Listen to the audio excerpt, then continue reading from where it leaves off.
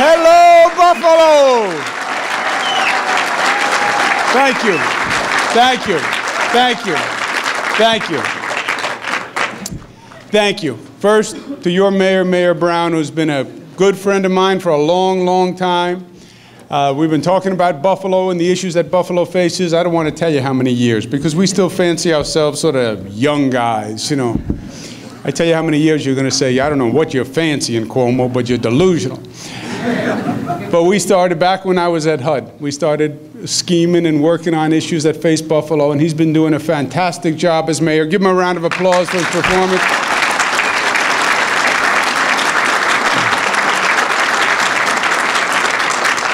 And I am so looking forward to working with him and giving him the partner that Buffalo deserves with a state government that is actually functioning.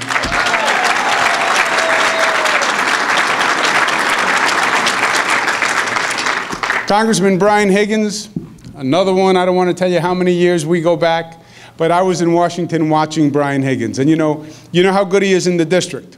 But he is a national superstar, and he is doing great work all across this country. Let's give him a round of applause.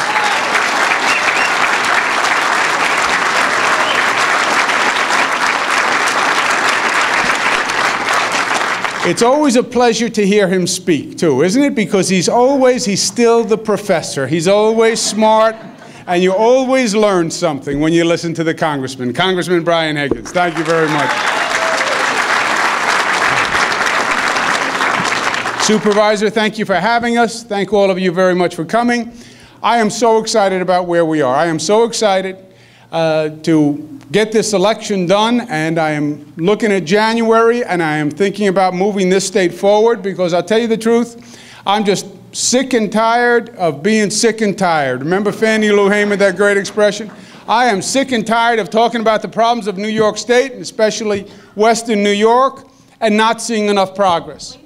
I am sick and tired of talking about young people leaving upstate New York, watching them go to the airport to get on a plane to find their future somewhere else when their future should be right here in Western New York.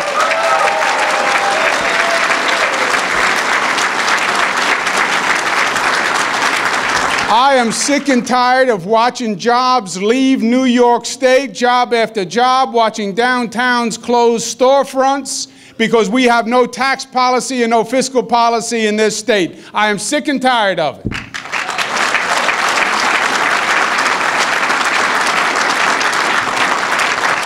I'm sick and tired of watching taxes go up and up and up, especially the property taxes that are just forcing people from their own homes. I'm just sick and tired of that.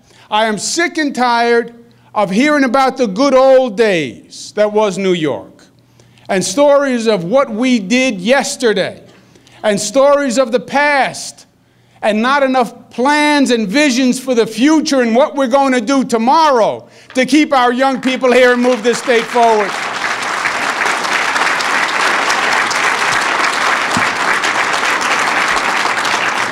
I spent 8 years in Washington during the Clinton administration. I worked in literally every other state in the United States, doing housing work, economic development work. I've seen what every other state has. No one has anything on New York State. No one. We have everything you could imagine right here. We have the workforce, we have the history, we have the geography, we have the educational facilities, we have the healthcare facilities, we have everything here. You have great local leadership, you have great talent, you have great drive, you have great energy. The one thing we haven't had for too long is a state government that functions with the people of this state, and a state government that partners with the city, and a state government that can make a difference.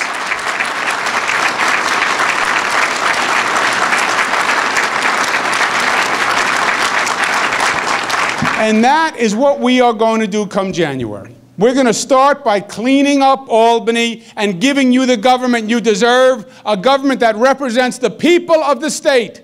Not the special interests, not the lobbyists, not the political donors, that represents the people. When you're an elected official, you represent the people, and Albany has forgotten that, and they're going to remember it in January.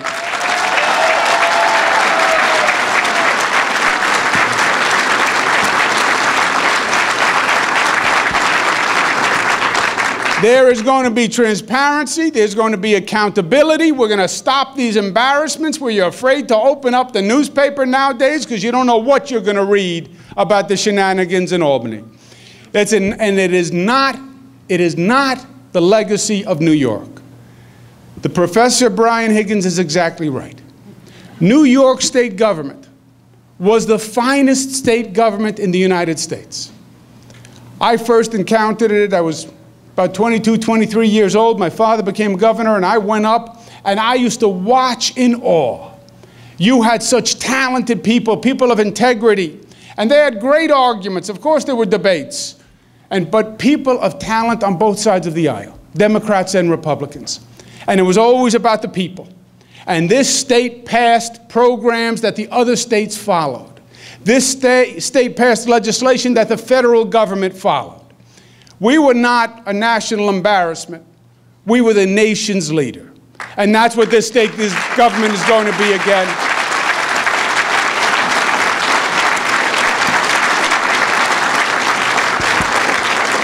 We are going to get this state's fiscal house in order. We're going to balance the budget. We're going to close the deficit. And we're going to do it without raising taxes. Because the people of this state cannot afford to have that state government put its hand in their pocket anymore. There are no more taxes that New York families can pay. One detail to accomplish before we get to January. Do you know what it is? We have to win the campaign. We have to win the campaign. Now, I feel very good about the way the campaign is going, especially over these past several weeks. You can feel the energy building, and you can feel our momentum building, and you can feel the strength building, because the other side had to start to explain what they would do and had to start to define some positions and some ideas and some directions. And I'll tell you the truth, the more he talks, the better I do.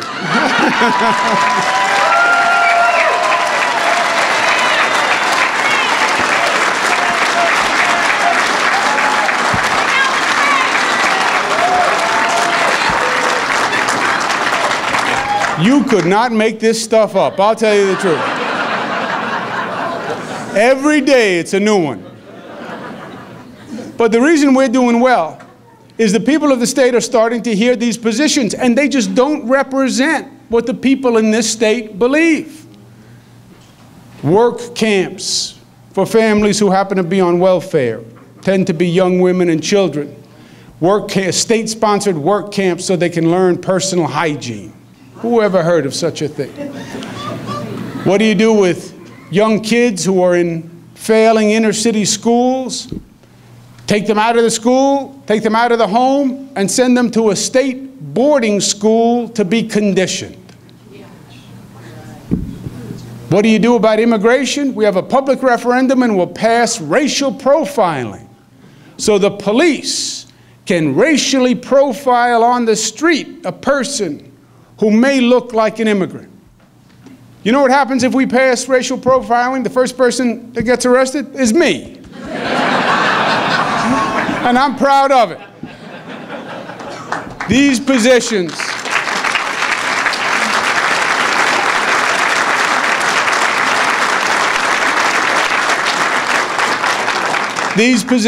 do not represent what the people of this state believe. And besides the silliness of it, I'll tell you there was an undercurrent of it that was not so silly and really caused concern. Many of these issues are issues that I believe were intended to divide New Yorkers. And that was the political strategy all along. New Yorkers are nervous.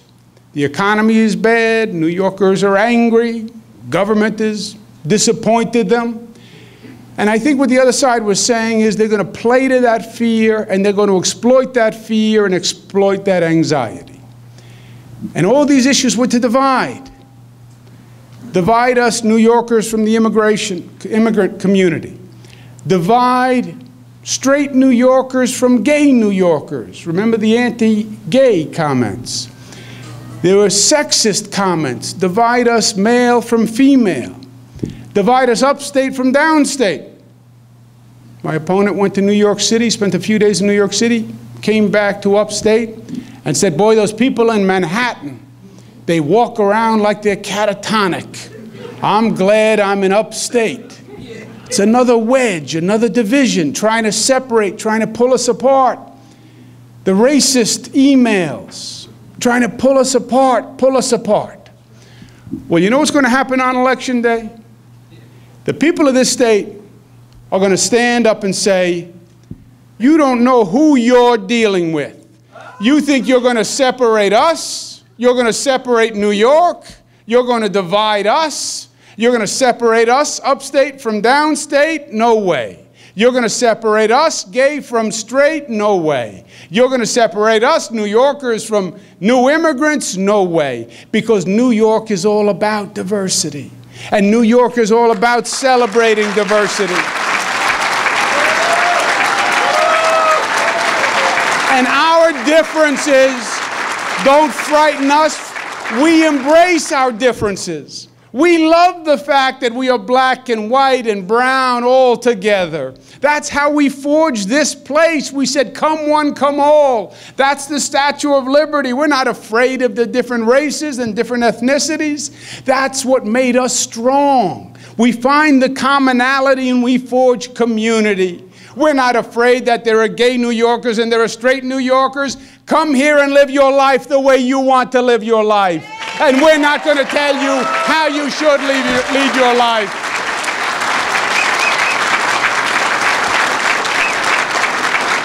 And we will reject the attempts to divide us. We will reject it. Yes, we have challenges, and we have plenty of challenges, but we're going to meet these challenges. And we're going to do it the way we've always done it. We're going to do it by coming together and unify and being one. The state of New York is one. And there is tremendous strength in being one. And then we're going to get to Albany in January, and we're going to turn it around. And I'm going to have a whole new team in place. And you have to help get the team there. I need Mark Schroeder. I need Anton Thompson. I need Tim Kennedy in the Senate to help change this state. And you have to get them there. And my friends, it comes down to one day. It comes down to Election Day. All the weeks, all the months, all the aggravation. I believe this is the most important election in my lifetime.